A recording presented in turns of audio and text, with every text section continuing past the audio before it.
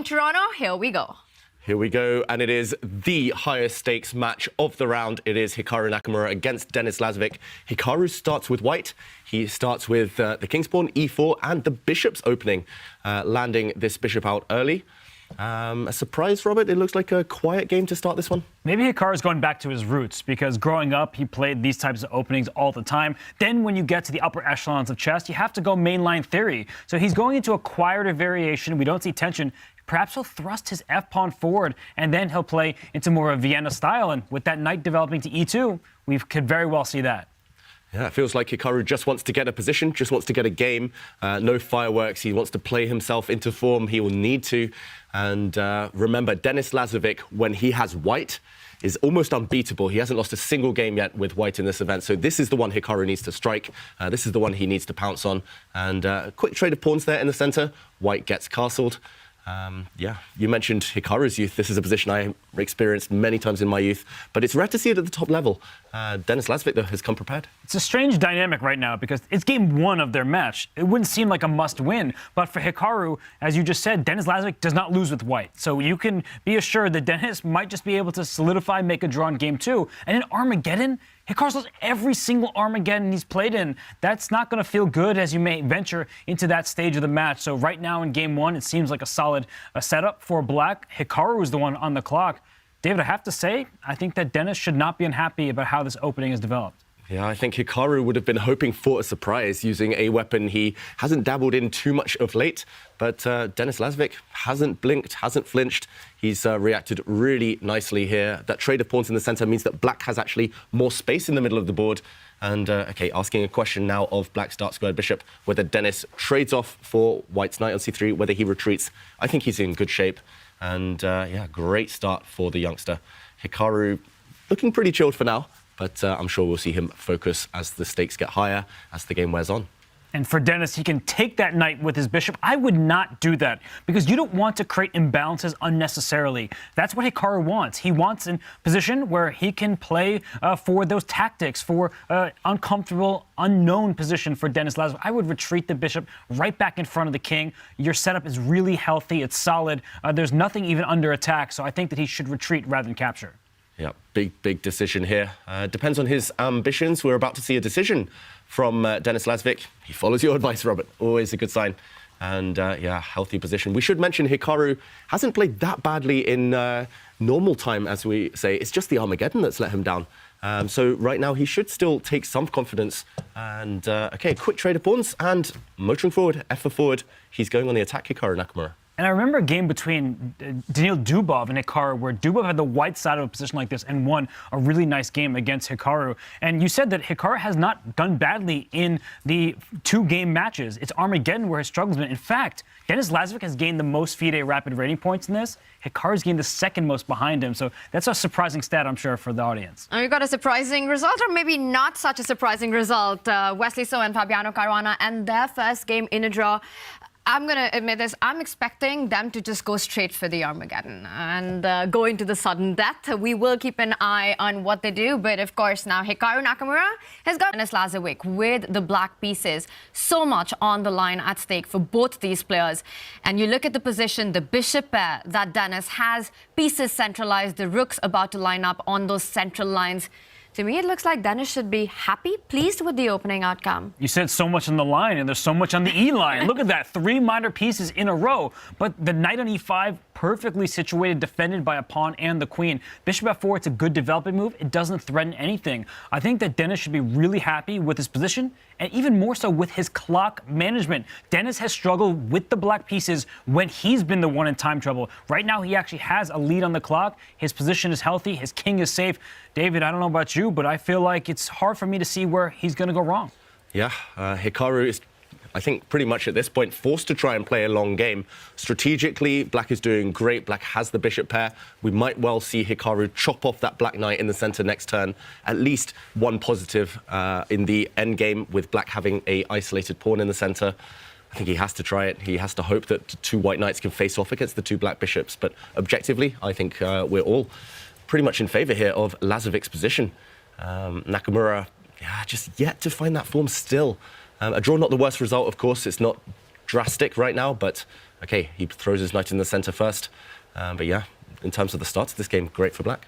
You know that Hikaru really wants to take this game. He doesn't want to chance it in Armageddon. Armageddon has been his worst enemy. He's 0 out of 4, all with the black pieces. Meanwhile, Denis Lazavik, he won a match in Armageddon against Maxime Vachier-Lagrave, a very nicely played game with the white pieces. Here, for Denis, just keep everything under control, keep steadying the clock, and I just don't even see a threat in the near future that white can go after.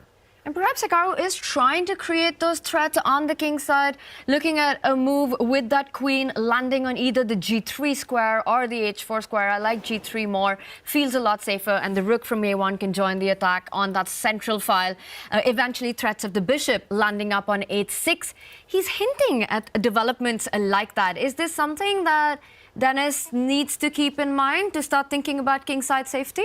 Yeah, it's definitely possible. And actually, I did find one way to blunder as Denis Lazavik. Loose pieces drop off and black's bishop on e6 is a bit loose. I was trying to reroute that. I was wondering the best square for it. I was thinking, actually, maybe park it on c6. It's a beautiful diagonal. And then I realized after bishop to d7, whoops, I've blundered the black queen, which has no safe squares.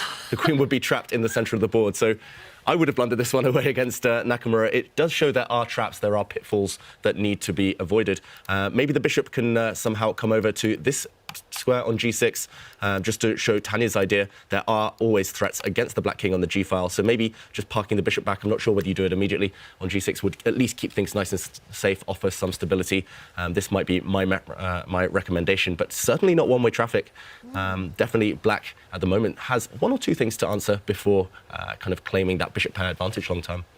Denis is committing a lot of time to this moment, and bishop b7, the bishop e3, that was a queen trap that nobody saw coming, but that goes to show there are pitfalls in a position that looks very placid. So this is a situation for Denis. He needs to improve the location of his bishop. I like your bishop f5. We'll see where he goes, but right now he is down about 2 minutes on the clock, and that's been his really big problem in some of these games, the black pieces, is the clock. Yeah, his only Achilles heel. He's been so impressive, Denis Lazavik. It's just with black in those end games when he has no time. And that's the one thing he has to avoid. Nakamura will have been watching those games with interest, and he will be aiming for that a bit later in the game. So the quality of his play has been so high, but what you're mentioning right now about his nerves under time pressure, and is that something that comes with experience? It definitely does. The more Armageddon matches you get into, just the more games you play overall against the elite of the elite chess players, you start to gain confidence. You start to just gain that much-needed practical experience of how do I handle myself in these critical moments. And Denis, he's acquitted himself quite nicely throughout this tournament thus far. But he's got a lot on the line. If he wins this match, he could still make it out of relegation territory, elimination territory, I should say, and fight for the survival stage.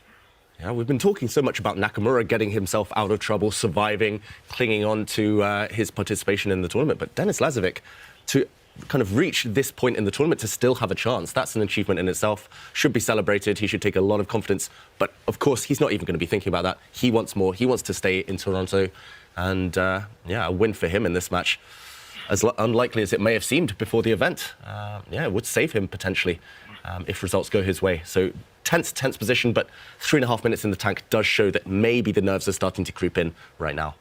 The style of the position, because Magnus is such a universal player, but I really want to get straight to this one.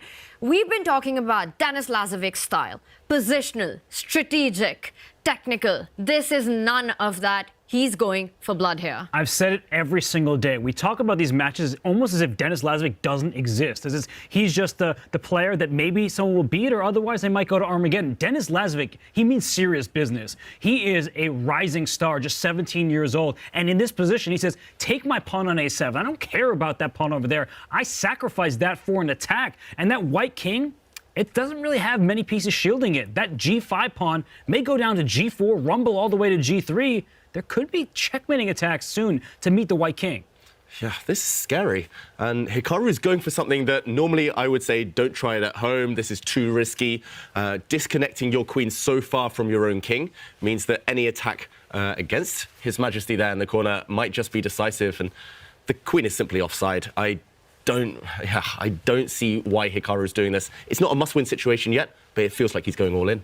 This is a very critical position, and we're going to deep dive into it. But while Hikaru is having to think, David, let's just use a couple of seconds to actually do a quick action replay to see how we got here, because Denis has sacrificed a pawn for all the initiative on the king side. How did he manage to create this? Yeah, we last left the position around here after a trade of dark squared bishops. An attack now against this white knight forced the knight to retreat, and Denis said, okay, F for forward. Hikaru threw his F pawn forward earlier. Now it is Lazavik pushing on the side. He's stronger. Black has 3 pawns on the king side. White only has 2. White's king lacking a bit of shelter, therefore. White's queen dropped back, and now the black knight coming in. The dream square is an outpost on E3, anchored, supported by a pawn. And Hikaru said, okay, after offering this knight trade, after it was rejected, why not? You might as well suffer for something. He went and took this pawn, but this pawn is irrelevant until the endgame. Who cares if white has a 4 versus 2 majority on the queen side? And look at this last move. Pawn to G5. Yeah, this is just so scary. Tanya, you mentioned a threat just to throw this pawn down the board. And I mean, I don't see any natural moves for white. That is the problem. If, for example, you put a knight on an outpost in the center, what could be more natural? The pawn simply steps forward again. And here there's all... I mean, here I blundered a pawn, but here there's all sorts of tactics. The black queen is coming in, the black pawn is coming forward, white's king is... Wow, we're heading in this direction, actually. White's king, I was going to say, it's not long for this world.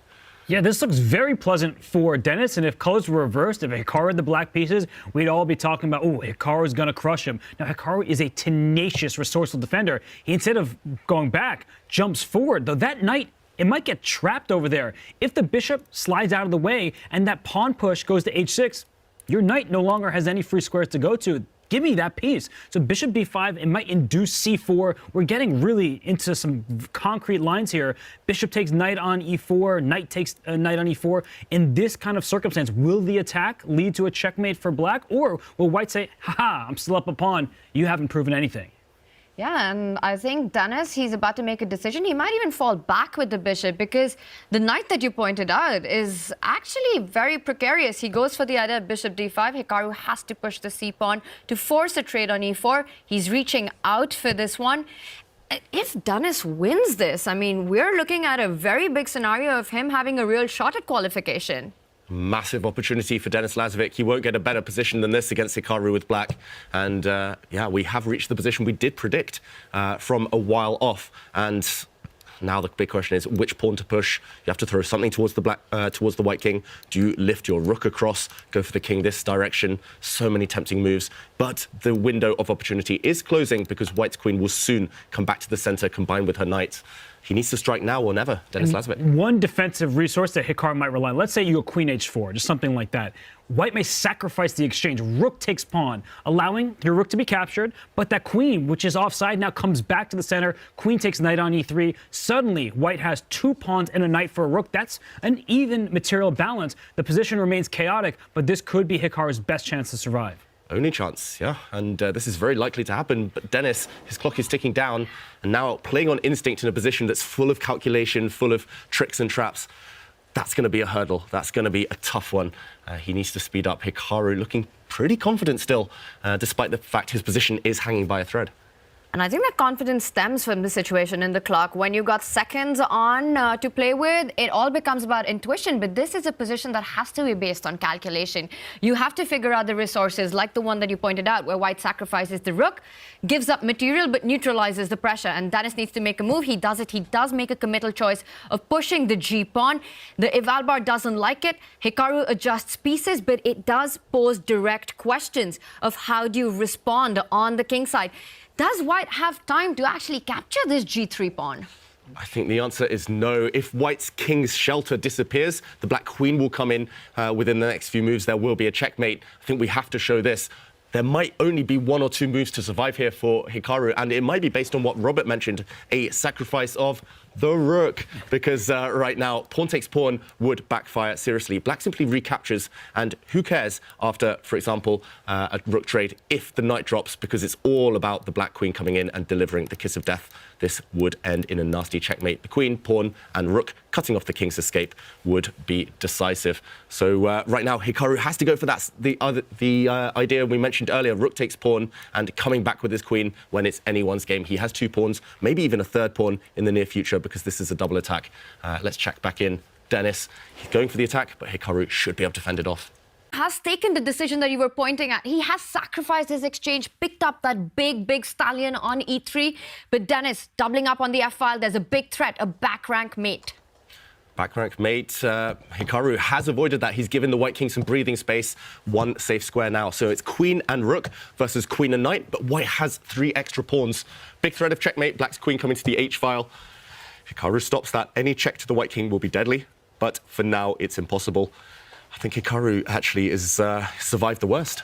He definitely has survived the worst. And Denis, he keeps sliding his pieces in ways that confuse the DGT board, but he is not confused. He brings his rook back. He's trying to help shield his king. That rook can slide over with the check. I think that with Black's pieces so nicely centralized, he's doing fine. But White does have, it appears, 3 pawns and a knight for a rook. It's actually extra material for White. Extra material for White, and big moment. Hikaru is in check now. If he brings his king back to the h-file, we might see the position almost repeat itself. Denis Lazavik trying to ask for this repetition now, but Hikaru says no draw for you. He doesn't put his king back on g1, repeating the position. He's pushing forward, going for Black's rook there, pushing again. Knight check, threatened.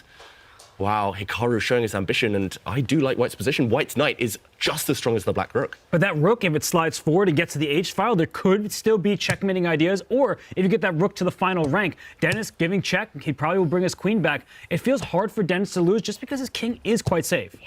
The king is safe, but Hikaru Nakamura cannot be feeling safe because Alireza Firouzja takes down Magnus Carlsen in their game 1. Hikaru has to win this match to keep his road in Toronto going. This is a big moment. He is getting ambitious. He does feel the momentum has shifted. But is it going to be enough? The knight and 3 pawns versus the rook. Oof, that's the big question. Hikaru keeps avoiding these repetitions, keeps avoiding the draw, but you cannot push too hard. That's happened to Hikaru so many times already this tournament. He's pushed for a win when the position demands safety, and he's got to be careful. Now he's going for an attack against the Black King. White's queen trying to come up to the h6 square to deliver a check. Denis guards some squares. Nice defensive move. The Black King will actually hide safely in the corner. And Hikaru comes back with his queen. This is so tense. It feels like someone is about to make a mistake, but Hikaru, for now, keeping control. The White King needs to move. Both players down to about 5 seconds, so a blunder could happen at any turn. Here's checks against the White King. It's only a single check. You can't get that rook in the game quickly enough. But I like how Denis, he backtracks, he retreats. He knows he needs to keep his king sheltered. Offering the trade of queens as well. White has a lot of pawns, so trading the queens should be fine. But the rook versus the knight, still, that's the main dynamic. Yeah, and that knight on e4 is what that rook. It is taking away so many key squares, defending that g5 pawn. Black's rook struggling to create counterplay, to create threats against White's pawns. And it's the knight that jumps forward, picks up the b7 pawn. The queenside pawns are going to start marching up the board right now.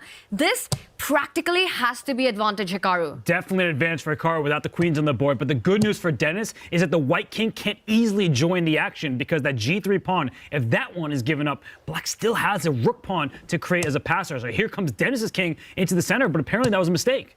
Wow, the Black King. Oh, that's a blunder! He walks into a knight fork. Oh my goodness. And Denis was defending so well, but Hikaru, he kept up the pressure. Oh my god! And Hikaru gets the dub in.